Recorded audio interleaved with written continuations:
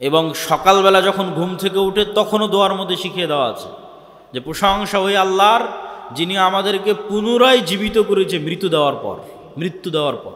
তাহলে মৃত্যু দিল কখন? ঘুমই মৃত্যু। এবং প্রত্যেকটা লেভেলে পরবর্তী লেভেলের আলামত আছে, প্রত্যেক লেভেলে পরবর্তী লেভেলের আলামত আছে। এখন আমরা কোন লেভেলে আছি? এখন আছি দুনিয়ার লেভেলে। এই দুনিয়াতে বসে থেকেই বারজাখী জীবন কেমন হবে তার আলামত দেওয়া আছে, যে পরের জগৎটা কেমন হবে তুমি দুনিয়াতে বেঁচে থাকতেই বুঝে নাও। এবার যখন বারজাখী জগতে চলে যাবেন তখন ওখানে আলামত দেওয়া হবে যে কিয়ামতের পরের জগৎ কেমন হবে তুমি এখান থেকে বুঝে নাও।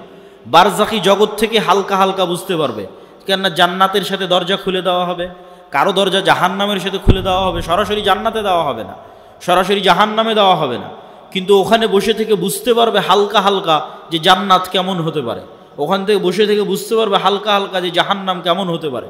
ঠিক এই দুনিয়াতে বসে থেকে কেমন ছিল ফেরেশতাদের উপরে তার দু একটা হাদিস দেখে নেই।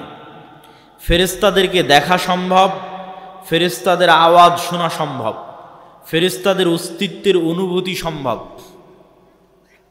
নবী ছাড়া সাধারণ মানুষও ফেরেশতা দেখেছে, নবী ছাড়া সাধারণ মানুষও ফেরেশতার আওয়াজ শুনেছে। আবু হুরায়রা রাদিয়াল্লাহু তাআলা আনহু থেকে বর্ণিত, তিনি বলেন একদিন এক ব্যক্তি রাস্তা দিয়ে চলতেছে, তো আকাশ থেকে একটা আওয়াজ পেল, ইসকি হাদিকাতা ফুলান, উমুকের বাগানে পানি বর্ষণ করো। তো সেই ব্যক্তি দেখলো মেঘমালা ওই নির্দিষ্ট একটা বাগানে গিয়ে সেখানে বৃষ্টি বর্ষণ করলো। সেই বৃষ্টি বর্ষণের পানি নালা বেয়ে পড়ে যাচ্ছে। তো এই পানির আলামত ধরে ধরে যারা পিছনে দাঁড়িয়ে আছেন তারা এই পাশে, আমার হাতের বাম পাশে জায়গা খালি আছে, যারা ডান দিকে অথবা পিছনে দাঁড়িয়ে আছেন তারা হাতের বাম পাশে চলে এসে বসতে পারে। তো অদৃশ্য গায়েব থেকে আওয়াজ শুনে ওই ব্যক্তি ওই পানির লাইন ধরে ধরে জমিতে গেল। তো গিয়ে দেখে সেখানে একটা ব্যক্তি কাজ করতেছে, জমি চাষ করতেছে। বলে, ভাই তোমার নাম কি? তো বলে, আমার নাম এই। তো এই ব্যক্তি বলছে, বারে যেই নাম আকাশে শুনলাম এ তো দেখি সেই নাম বলে। তখন এই ব্যক্তি বলছে, আমি আকাশে তোমার নাম শুনলাম যে অমুকের বাগানে পানি বর্ষণ করো। তো তুমি বলো তো তুমি এমন কি করো যে আকাশে তোমার নামে আদেশ হয় যেন তোমার বাগানে পানি বর্ষিত হয়? তো এই ব্যক্তি বলল যে আমার জমিন থেকে যা ফসল উঠে সেই ফসলের 3 ভাগ করি আমি, 3 ভাগের 1 ভাগ আল্লাহর রাস্তায় দান করে দিই, 3 ভাগের 1 ভাগ এই জমিতে আবার ব্যয় করি, আবার আবাদ করতে খরচ করি, আর 3 ভাগের 1 ভাগ দিয়ে আমার দৈনন্দিন জীবন সংসার সারা বছর পরিচালনা করি। তো এই ব্যক্তি কোনো নবী নয়, সে ফেরেশতার আওয়াজ শুনেছে, যে ফেরেশতা বলতেছে ইসকি হাদিকাতা ফুলান, উমুকের বাগানে বৃষ্টি বর্ষণ করো। দেখেন ফেরেশতার অস্তিত্ব পৃথিবীতে অতি বাস্তব।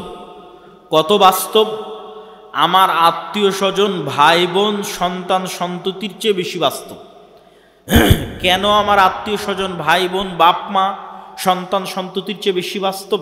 এই জন্য যে আল্লাহ যখন প্রথম আমাদের সৃষ্টি করেছে, প্রথম যখন জান্নাতে আল্লাহ আমাদের সৃষ্টি করেছে আমাদের আদি পিতা আদম আলাইহিসসালাতু ওয়াসসালামকে, তখন আদম আলাইহিসসালাতু ওয়াসসালাম চোখ খুলে দেখেনি যে এটা আমার বাপ, এটা আমার মা, আর চোখ খুলে দেখেনি যে এটা আমার বউ, চোখ খুলে দেখেনি যে এটা আমার ছেলে। চোখ খুলে প্রথম পরিচিত হয়েছে বারে ফেরেশতা। ওয়াইজ ক্বালা রাব্বুকা লিল মালাইকাতি ইন্নী জাইলুন ফিল আরদি খলিফা ক্বালু আতাজআলু ফিহা মান ইউফসিদু ফিহা ওয়া ইয়াসফিকুদ দিমা। আল্লাহ নিজে পবিত্র কোরআনে ব্যাপকভাবে বর্ণনা করেছেন এই ঘটনা। আল্লাহ সুবহানাহু ওয়া তাআলা ডাক দিয়ে ফেরেশতাদের বলছেন যে আমি পৃথিবীতে মানুষ তৈরি করতে চাই। তখন ফেরেশতারা বলছে, আপনি পৃথিবীতে এমন কাউকে তৈরি করবেন যারা ফিতনা ফাসাদ করবে? নাহনু নুসাব্বিহু বিহামদিক ওয়া নুকদ্দিসু লাক, আপনার কত তাসবিহ লাগবে, আমরা তো সারাদিন তাসবিহ পাঠ করছি, আপনার পবিত্রতা বর্ণনা তো আমরা করছি। তখন আল্লাহ বললেন, ইন্নী আ'লামু মা লা তা'লামুন, ফেরেশতারা তোমরা অতটুকুই জানো যতটুকু আমি তোমাদের জানিয়েছি, পুরো গায়েব তোমরা তো জানো না। সম্পূর্ণ গায়েব তোমাদের জানা নাই, যতটুকু আমি জানিয়েছি ততটুকুই জানো। ওয়া আল্লামা আদামাল আসমাআ কুল্লাহা সুম্মা আরাদাহুম আলাল মালাইকা, আদমকে কিয়ামত পর্যন্ত যা সৃষ্টি হবে সব আল্লাহ শিখিয়ে দিয়েছেন। ওই ক্যামেরা, ওই কম্পিউটার, ওই মোবাইল, ওই বিমান, ওই পারমাণবিক বম সব আদম আলাইহিস সালাতু ওয়াস সালাম জানতেন। আদম আলাইহিস সালাতু ওয়াস সালামের ব্রেনে ছিল বলেই সেটা ট্রান্সফার হতে হতে হতে হতে হতে হতে মানুষের ব্রেনে এখনও আছে। এই জন্য ওটা মানুষ বের করে নিয়ে আসতে পারতেছে। যদি বাপের ব্রেনে না থাকে জীবনে সম্ভব নয় ওটা নিয়ে আসা। বাপের ব্রেনে ছিল, ট্রান্সফার হতে হতে মানুষের ব্রেনেও আছে। সময় সাপেক্ষে যুগের প্রয়োজনে বের হতে থেকেছে। যুগের চাহিদায় ওই পর্দাটা উন্মুক্ত হয়ে গেছে, যুগের চাহিদায় ওই পর্দাটা উন্মুক্ত হয়ে গেছে, ওই জ্ঞানের দরজাটা খুলে গেছে। কিন্তু সবগুলো জ্ঞান আগেই বাপের ব্রেনে রাখা আছে। বাপের ব্রেন থেকে ট্রান্সফার হতে হতে সন্তানের ব্রেনেও আসতে থেকেছে।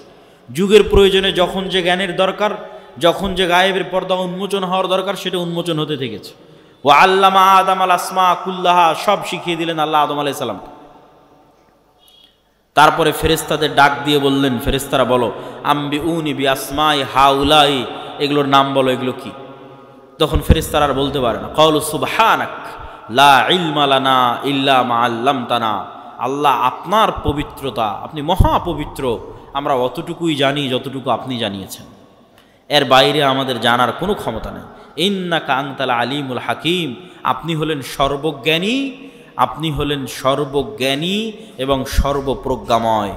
তখন আল্লাহ বললেন, ইয়া আদম আম্বিউহুম, এই যে আদম, এবার তুমি বলো তো এই জিনিসগুলোর নাম কি? ফালাম্মা আম্বাআহুম বিআসমাইহিম, তখন আদম আলাইহিস সালাতু ওয়াস সালাম সবগুলোর নাম বলে দিলেন। এবার আল্লাহ ফেরেশতাদের বলেন, ওয়াইজ কুলনা লিল মালাইকাতি ইসজুদু লি আদম, তখন আমি আল্লাহ ফেরেশতাদের বললাম, ফেরেশতারা তোমরা এবার আদমকে সিজদা করো। তাহলে আমরা সবার আগে কাদেরকে দেখলাম? এবার বলেন, জোরে বলেন না যে কাদের দেখলাম, না আর এক মানুষকে দেখেছি? তাহলে আপনার বাপ মা আগে না ফেরেশতা আগে? ফেরেশতা আগে। আপনার সন্তান আগে না ফেরেশতা আগে? আপনার সন্তানের অস্তিত্বের চেয়ে বিশেষত্ব আপনার সাথে ফেরেশতা আছে, আমাদের সাথে ফেরেশতা আছে। আপনার বাপ মায়ের অস্তিত্বের চেয়ে বিশেষত্ব যে আমাদের সাথে ফেরেশতা আছে। কেন আমরা যখন প্রথম সৃষ্টি হয়েছি তখন থেকে ফেরেশতাদের সাথে আমরা কানেক্টেড, তখন থেকে আমরা ফেরেশতাদের দেখেছি। গায়েবের উপর ঈমান না থাকার কারণে দুনিয়াতে এসে ভুলে গেছি। তাহলে আদম আলাইহিস সালাতু ওয়াস সালামের ঈমান কোন লেভেলের হবে যে ফেরেশতারা আছে? আদম আলাইহিস সালাতু ওয়াস সালামের ঈমান তার ছেলের অস্তিত্বের চেয়ে বেশি যে ফেরেশতারা আছে। আদম আলাইহিস সালাতু ওয়াস সালামের ঈমান তার স্ত্রী হাওয়ার অস্তিত্বের চেয়ে বেশি যে ফেরেশতারা আছে। সম্মানিত উপস্থিতি, তাহলে ফেরেশতাদের অস্তিত্ব আছে, নূর বিরাজ করতেছে, দেখি না কেন, দেখা যায় না কেন, কি সমস্যা? তো এইটার ক্ষেত্রে আপনাকে দু একটা উদাহরণ দিই। আজ থেকে 100 বছর আগে আটমূলের যে মানুষটা মারা গেছে, সেই মানুষটাকে আজকে উঠান, যদি তাকে জীবিত করা যায় তাহলে সে জীবিত হলো। জীবিত হওয়ার পর সেই মানুষকে আপনি বলবেন যে আমি আব্দুল্লাহ আওয়াজ দিব, এখানে বাজবে ঢাকায়, সাথে সাথে আমি আওয়াজ দিব, এখানে আওয়াজ বাজবে কোথায়? ঢাকাতে। আমি আওয়াজ দিব, এখানে বাজবে আমেরিকাতে। আমি আওয়াজ দিব, এখানে বাজবে মক্কায়। সে কি বিশ্বাস করবে? কিন্তু এখন তো বাজতেছে, এই যে লাইভ চলতেছে, সারা পৃথিবীতে বাজতেছে, বলতেছি এখানে, বাজতেছে সারা পৃথিবীতে। তাহলে এই যে ইলেকট্রোম্যাগনেটিক ওয়েভ, তরঙ্গ, আলোর তরঙ্গ ওয়েভ, এইটার মধ্যে ডাটা ধারণ করার ক্ষমতা, তথ্য, মানুষের কথা এটার মধ্যে থাকতে পারে, মানুষের দৃশ্য এটার মধ্যে থাকতে পারে। এইটা আল্লাহ যেই দিন পৃথিবী সৃষ্টি করেছে ওই দিন থেকেই আছে, মানুষ জানেনি, গায়েব। তাহলে 100 বছর আগে আটমূল থেকে যে মানুষ চলে গেছে এটার কাছে গায়েব। যে তার আওয়াজ এই ওয়েভের মধ্যে থেকে যেতে পারে, তার দৃশ্য এই ওয়েভের মধ্যে দিয়ে প্রবাহিত হতে পারে। শুধু তাই নয়, মানুষের পক্ষে যদি আজকে সম্ভব হয় যে মানুষ আলোর গতি তথা যেই আলোর মাধ্যমে, যে ওয়েভের মাধ্যমে আমার কথা মোবাইল দিয়ে এখন ঢাকাতেও বাজতেছে, লালমনিরহাটেও বাজতেছে, আমেরিকা, লন্ডন, ইউরোপেও বাজতেছে, সৌদি, কুয়েত, কাতার, বাহরাইনেও বাজতেছে, এখন সাথে সাথে যেই ওয়েভের মধ্যে দিয়ে আমার দৃশ্য ছুটে চলে যাচ্ছে, যেই ওয়েভের মধ্যে দিয়ে আমার আওয়াজ ছুটে চলে যাচ্ছে, এর চাইতে যদি আমরা কোনো গতিশীল কিছু আবিষ্কার করতে পারি যে এর চেয়ে দ্রুত আমি উড়ে চলে যাব, মানুষের পক্ষে সম্ভব নয়। কিন্তু কল্পনা করেন যে আমরা করে ফেলেছি এরকম একটা আবিষ্কার যে আমার আওয়াজ যত দ্রুত ঢাকায় যাচ্ছে আমি এর চেয়ে আগে ঢাকায় পৌঁছে যাব। এবং আবিষ্কার করার পর এখান থেকে বিমানে যদি ঢাকায় আমার যেতে আধা ঘন্টা লাগে, তো রাস্তার গাড়িতে 4 ঘন্টা লাগবে। তো আমি আধা ঘন্টা আগে ঢাকায় পৌঁছে গেছি, রাস্তার গাড়ি পৌঁছার আগে আমি ঢাকা পৌঁছে গেছি বিমানে। তো আমার এই আওয়াজ আমেরিকা পৌঁছার আগে আমি পৌঁছে গেছি। এত দ্রুত গতির আমরা কিছু আবিষ্কার করতে পেরেছি। এই আবিষ্কার করতে পারার পর এবার যদি 15 আলোক বর্ষ অতীতে চলে যাই দ্রুত, যে 15 বছর আগে যে কথা বলেছিলাম ওই কথা এখন মহাবিশ্বে যেই জায়গায় আছে ওর আগে আমি গিয়ে পৌঁছে যাব, যেহেতু ওর চেয়ে দ্রুত আমি কিছু আবিষ্কার করতে পেরেছি। পৌঁছে গিয়ে এবার এই মোবাইলের মতো, এই ক্যামেরার মতো যদি ওখানে কিছু সেট করতে পারেন, তাহলে 15 বছর আগে আপনি কি বলেছিলেন ওই আপনার বলা কথা আপনি শুনতে পাবেন, বাজতেছে। 15 বছর আগে আপনি কি করেছিলেন, আপনার করা কাজ আপনি লাইভ দেখতে পাবেন, এই যে আমি এটা করতেছি, কেননা ওইটা এই আলোর তরঙ্গের মধ্যে সেভ আছে, হারায়নি। বিজ্ঞানীরা এখনও জানে না যে পৃথিবী যখন প্রথম সৃষ্টি হয়েছে তখন পৃথিবী থেকে যে আলো মহাবিশ্বের দিকে ছুটতে থেকেছে ওইটা এখনও মহাবিশ্বের শেষ মাথায় পৌঁছতে পেরেছে কিনা। তাহলে এভাবে যদি 1400 বছর আগে চলে যান, তাহলে মুহাম্মদ সাল্লাল্লাহু আলাইহি ওয়াসাল্লামের হাদিস বুখারীতে পড়া লাগবে না, আপনি কানে শুনতে পাবেন, নিজে কানে শুনতে পাবেন, যেমন এখন লাইভ বাজতেছে। তো 1500 বছর অতীতে চলে গেলে আলোর গতির চেয়ে বেশি গতি নিয়ে মুহাম্মদ সাল্লাল্লাহু আলাইহি ওয়াসাল্লামের হাদিস নিজে কানে শোনা যাবে, বদরের যুদ্ধ লাইভ দেখা যাবে, বাস্তবে হচ্ছে এটা দেখা যাবে। এটা মানুষের দ্বারা সম্ভব নয়, এটা দিয়ে আল্লাহ মানুষের গুনাহকে গোপন রেখেছে, নাহলে একজন মানুষের গুনাহ গোপন থাকতো না। এই আলোর গতির চেয়ে মানুষের গতি কম থাকার কারণে মানুষের গুনাহ আজ গোপন আছে। সম্মানিত উপস্থিতি, তাহলে আমরা যা বলছি তার 1 সেকেন্ডও হারায় না, 1 সেকেন্ডও নয়, চাহে মোবাইলে রেকর্ড হোক আর না হোক, ওই তরঙ্গের মধ্যে থেকে যায়, যে কেউ চাইলে ধরে বের করে নিয়ে আসতে পারবে। আল্লাহ সুবহানাহু ওয়া তাআলা এটা দিয়েই ধরে বের করবেন এটা আমি বলি না, কিন্তু এত সহজ মানুষের হিসাব নেওয়া, এত সহজ মানুষকে পাকড়াও করা, এইভাবেই পৃথিবী সেট আপ করা আছে। এখানে মানুষের একটা সেকেন্ড গোপন নয়, একটা সেকেন্ডও নয়, কেন আলো এই ডাটাগুলো ধারণ করে নিচ্ছে, যা করতেছে তাও সেভ আছে, যা বলতেছে তাও সেভ আছে। মানুষ চাইলে নিজেই দেখতে পারবে। মানুষকে আলোর চেয়ে দ্রুতগতির যন্ত্র আবিষ্কার করে অত বছর আগে চলে যেতে হবে, চলে গিয়ে নিজের আমলগুলো দেখতে হবে, এই তো আমি এগুলো করেছি, এই তো আমি এগুলো বলেছি, আমি নিজে শুনতে পাচ্ছি আমি কি বলেছি, আমি নিজে দেখতে পাচ্ছি আমি কি করেছি। কাফা বিনাফসিকাল ইয়াউমা আলাইকা হাসিবা, মানুষ আজকে তোমার বিচারের জন্য তুমি একাই যথেষ্ট, আলাদা কোনো বিচার বিভাগ কায়েম করে বিচার করতে হবে এইটা নয়, তুমি নিজেই যথেষ্ট।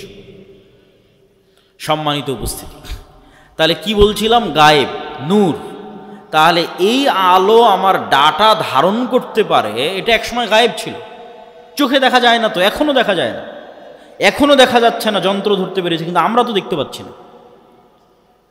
তাহলে ওইটা যেমন সত্য যে আল্লাহ যেই দিন পৃথিবী সৃষ্টি করেছেন ওই দিন থেকে মানুষের বলা কথায় আলোর মধ্যে থেকে গেছে, মানুষের বলা কাজ করা কাজ এই আলোর মধ্যে থেকে গেছে, এর চেয়ে বেশি সত্য যে এখানে নূর আছে, ফেরেশতা আছে, এটা এখন গায়েব। এবার বাস্তব জগতের আরও কিছু উদাহরণ দেই যেগুলো এখন যন্ত্রও ধরতে পারেনি। যেমন আল্লাহর একটা সৃষ্টিজীব কুকুর, কুকুরের ঘ্রাণ শক্তি মানুষের চাইতে 10,000 গুণ বেশি। তো আমি এই যে মাইকটা সামনে আছে এটা আমি নাক দিয়ে টেনেও আর কোনো গন্ধ পাচ্ছি না, তখন আমি যদি বলি যে এই মাইকের কোনো গন্ধ নাই, এটা মিথ্যা কথা হবে। এই মাইকটাই আপনি একটা প্রশিক্ষিত কুকুরের নাকে ধরেন, তারপর মোলাম গাড়ি বাজারে ফেলে রেখে আসেন কোনো এক জঙ্গলে, ওই কুকুর ওখান থেকে খুঁজে বের করে নিয়ে আসবে এই মাইককে।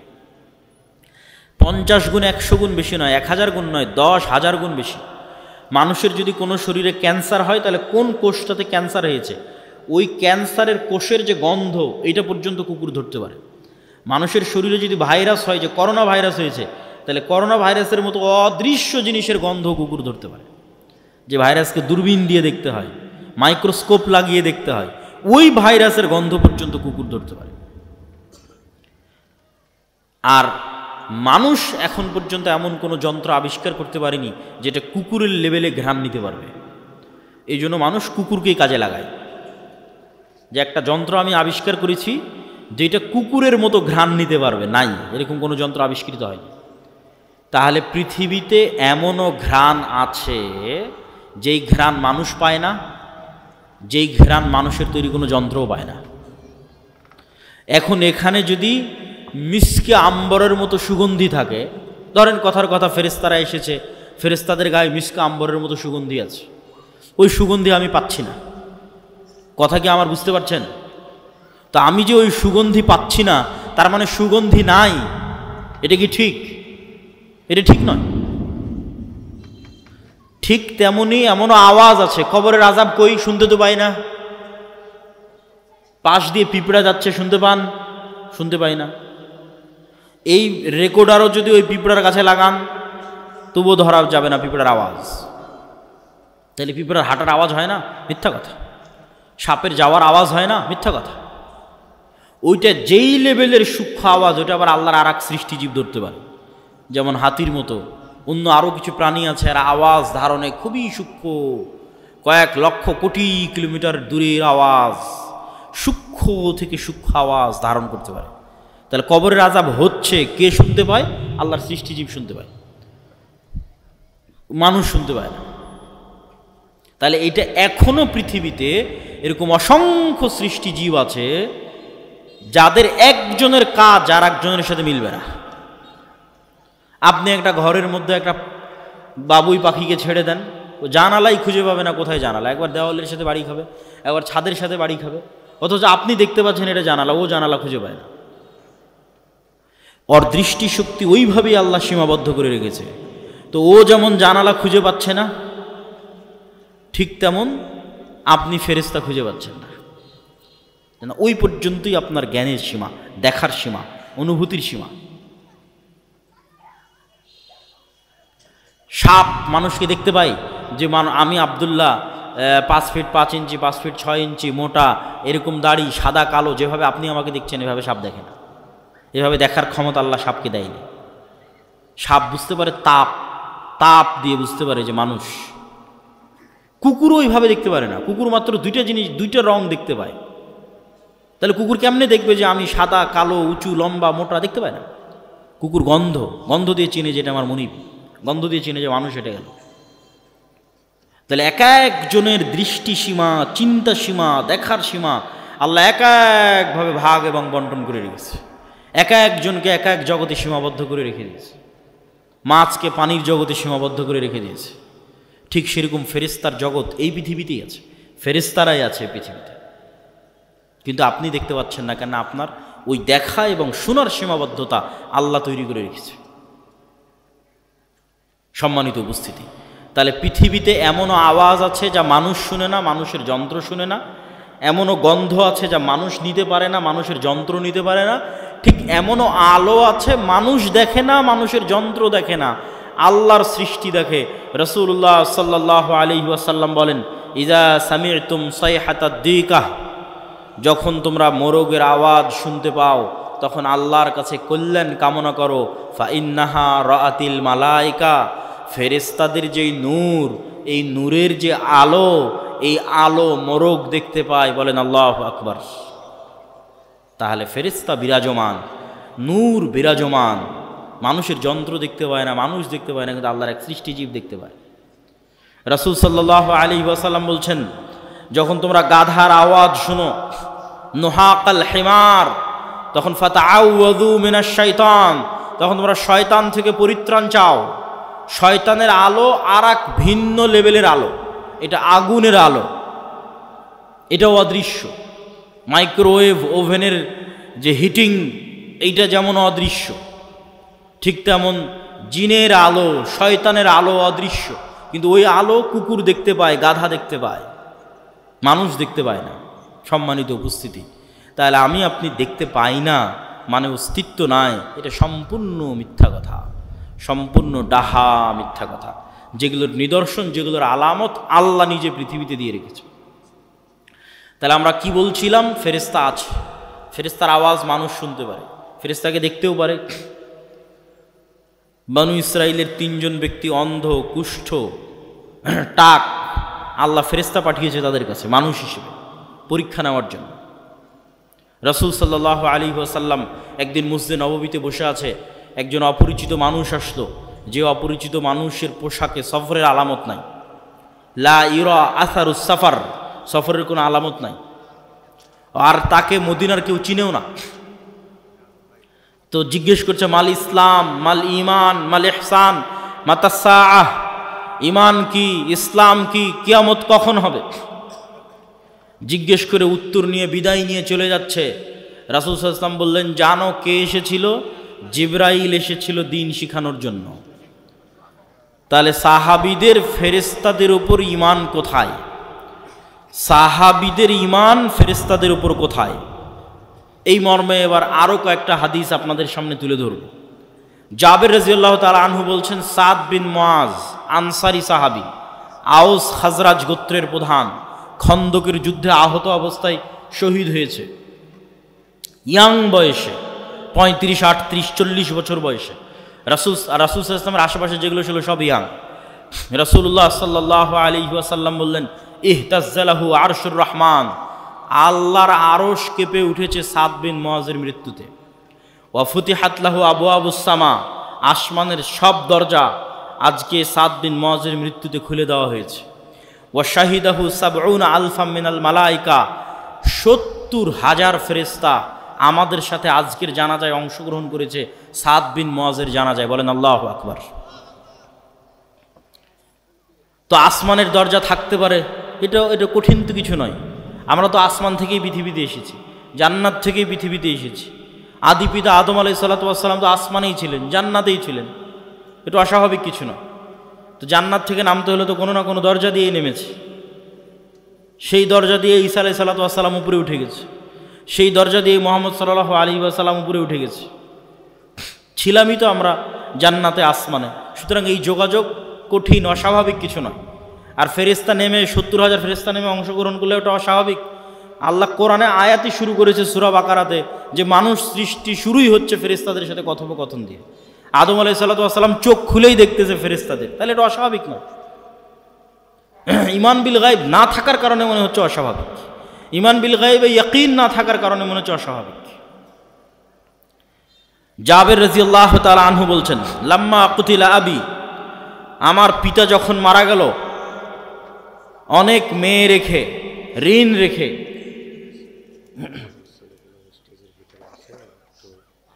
বলছি ঋণ রেখে, তখন জাবের রাদিয়াল্লাহু তাআলা আনহু কাঁদতেছে। আল্লাহর নবী বলতেছে, তুমি কেন কাঁদছো? মা জালাতিল মালাইকাতু তুজিল্লু বিআজনিহাতিহা, আরে তুমি কাঁদছো কেন? তোমার বাপের লাশকে ফেরেশতারা এখনো ছায়া দিয়ে রেখেছে, এখনো ফেরেশতারা তোমার বাপের লাশকে ছায়া দিয়ে রেখেছে, তুমি কেন কাঁদছো? আয়েশা রাদিয়াল্লাহু তাআলা আনহা বলছেন, সাদ বিন মুআজের জানাজা উঠানো যায় না, এত ভারী।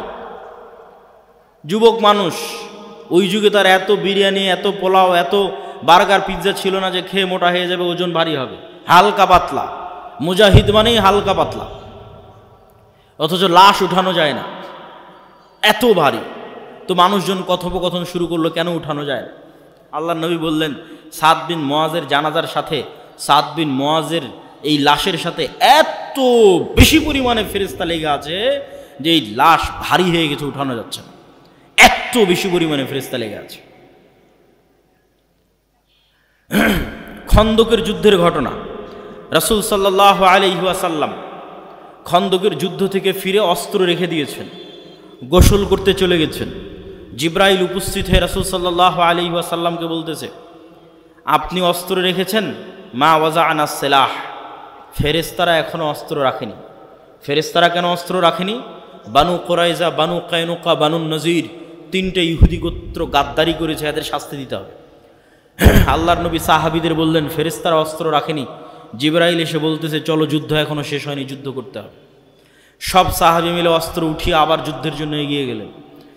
এই পর্যন্ত আয়েশা রাদিয়াল্লাহু তাআলা আনহার বর্ণনা। এবার আনাস রাদিয়াল্লাহু তাআলা বলছেন, কান্নি আনজুরু ইলাল গুবারি সাতিআন ফি যুকাক বানি গানাম, বলছেন সাহাবীরা সহ আল্লাহর নবী সহ যখন আমরা বের হচ্ছি ইহুদি গোত্রগুলোর দিকে এগিয়ে যাওয়ার জন্য, তখন আমাদের সামনে দেখছি ধুলায় অন্ধকার। ঠিক যেমন 500-1000 মোটরসাইকেলের শোডাউন দিলে গ্রামের রাস্তায় ধুলা উঠতে থাকে, পিছনের গাড়িতে করে যদি আপনি থাকেন দেখবেন যে ধুলায় অন্ধকার হয়ে গেছে রাস্তা। তাহলে আমরা যাচ্ছি তো সামনে ধুলায় অন্ধকার, কিসের ধুলা? আনাস রাদিয়াল্লাহু তাআলা বলছেন আমাদের আগে আগে জিবরাইলের ঘোড়সওয়ার বাহিনী যাচ্ছে। আল্লাহু আকবার। জিবরাইলের ঘোড়সওয়ার বাহিনীর পায়ের আঘাতে ধুলা তৈরি হয়েছে। সাদ বিন আবি ওয়াক্কাস রাদিয়াল্লাহু তাআলা আনহু থেকে বর্ণিত, তিনি বলেন, রাআইতু ইয়াওমা উহুদিন আন ইয়ামিনি ওয়া আন ইয়াসারি, উহুদের যুদ্ধের দিন আমার ডানে এবং আমার বামে দুইজন ব্যক্তি, রজুলাইন আলাইহিমা সিয়াবুন বীজুন, দুইজন ব্যক্তি সাদা পোশাকধারী, মা রাআইতুহুমা ক্বাবলু আলা বাদ, যাদেরকে আমি অতীতে কোনোদিন দেখিনি, পরে কোনোদিন দেখিনি। এই দুইজন সাদা পোশাকধারী ব্যক্তি আশাদ্দাল কিতাল, বীর বিক্রমে যুদ্ধ করতেছে, সীমাহীন ভয়ঙ্কর যুদ্ধ করতেছে। রাসূল সাল্লাল্লাহু আলাইহি ওয়াসাল্লামকে এসে যখন শোনালাম, আল্লাহর নবী বললেন এরা দুইজন হচ্ছে জিবরাইল আর মিকাইল। আল্লাহু আকবার। জিবরাইল মিকাইল যুদ্ধে অংশগ্রহণ করেছে রাসূল সাল্লাল্লাহু আলাইহি ওয়াসাল্লামের পক্ষে। বর্ণনা দিচ্ছেন সাদ বিন আবি ওয়াক্কাস। একজন সাহাবী এক যুদ্ধে এক মুশরিকের পিছনে ধাওয়া করতেছে, তো আকাশ থেকে আওয়াজ আসতেছে, আকদিম ইয়া হাইজুম, হে হাইজুম তুমি এগিয়ে চলো।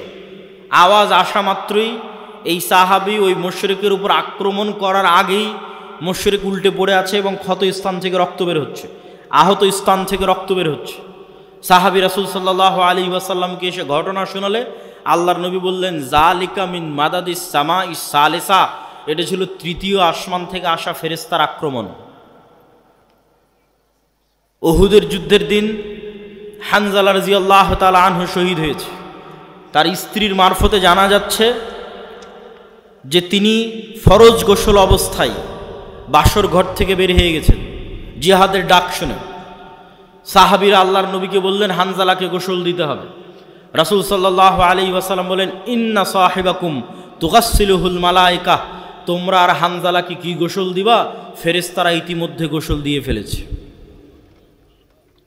তাহলে এবার আপনি শুধু চিন্তা করবেন সাহাবীদের ঈমান ফেরেশতার অস্তিত্বের উপর, আর আমার আর আপনার ঈমান ফেরেশতার অস্তিত্বের উপর। ঈমান বিল গায়বে ইয়াকিন, যেটা আমাদের বক্তব্যের মূল বিষয়বস্তু, যার এক পয়েন্টে আমরা আছি ঈমান বিল মালায়েকা, ফেরেশতার উপর ইয়াকিন, ফেরেশতার অস্তিত্বের উপর ইয়াকিন। তো এগুলো কি শুধু হাদিসে এসেছে? না। আচ্ছা, এগুলো কি শুধু হাদিসে এসেছে? না, স্বয়ং আল্লাহ সুবহানাহু ওয়া তাআলা কোরআন মাজিদে বলতেছে। আল্লাহ সুবহানাহু ওয়া তাআলা কোরআন মাজিদে মুসলমানদের বিভিন্ন যুদ্ধে ফেরেশতা অবতীর্ণ করার কথা 5-6 আয়াতে বলেছে। ইস্তাস্তাগীসুনা রাব্বাকুম ফাস্তাজাবা লাকুম আন্নী মুমিদ্দুকুম বিআলফিম মিনাল মালাইকাতি মুরদিফিন, তোমরা আল্লাহর কাছে বিপদে পড়ে সাহায্য চেয়েছিলে, আমি আল্লাহ আসমান থেকে তোমাদের পক্ষে 1000 ফেরেশতা অবতীর্ণ করেছি। আর এক আয়াতে আল্লাহ সুবহানাহু ওয়া তাআলা বলছেন, ইস্তাকুলু লিল মুমিনিনা আলাই ইয়াকফিয়াকুম আন ইউমিদ্দাকুম রাব্বুকুম বিসালাসাতি আলাফিম মিনাল মালাইকা, তোমাদের জন্য কি যথেষ্ট নয় যে আল্লাহ আসমান থেকে 3000 ফেরেশতা অবতীর্ণ করেছে? যদি প্রয়োজন হয় আল্লাহ 5000 ফেরেশতা আসমান থেকে অবতীর্ণ করবেন। সম্মানিত উপস্থিতি, তাহলে ফেরেশতারা আল্লাহর নবীর পক্ষ হয়ে যুদ্ধে অংশগ্রহণ করেছে, আর সেই ফেরেশতাদের সাহাবীরা দেখেছে, সেই ফেরেশতাদের অস্তিত্বের প্রভাব সাহাবীরা দেখেছে। আবু সাঈদ খুদরি রাদিয়াল্লাহু তাআলা আনহু থেকে বর্ণিত, তিনি বলেন, উসাইদ বিন হুযাইর নামে এক সাহাবী তার কৃষি কাজের জায়গায় রাতের বেলা কোরআন তেলাওয়াত শুরু করেছে, কোরআন নূর, কোরআন তেলাওয়াত শুরু করেছে। তো তার ঘোড়া লাফালাফি করতেছে কোরআন তেলাওয়াত শুনে, উনি কোরআন তেলাওয়াত থামিয়ে দিয়েছেন, আবার শুরু করলেন, আবার ঘোড়া লাফালাফি করলো। 3 বার এরকম হওয়ার পর আর কোরআন তেলাওয়াতই করলেন না। আল্লাহর নবীকে এসে ঘটনা শোনালে আল্লাহর নবী বললেন, তিলকাল মালাইকাতু দানাত লিসাউতিক। ও সাইদ, তোমার কোরআন তেলাওয়াতের আওয়াজে আল্লাহর ফেরেশতারা সব ওখানে নিকটবর্তী হয়ে গেছিল, যেই ফেরেশতাদের দেখে ঘোড়া লাফালাফি করতেছে। তুমি যদি সকাল পর্যন্ত তেলাওয়াত অব্যাহত রাখতে, মানুষেরও ফেরেশতাকে দেখে নিত।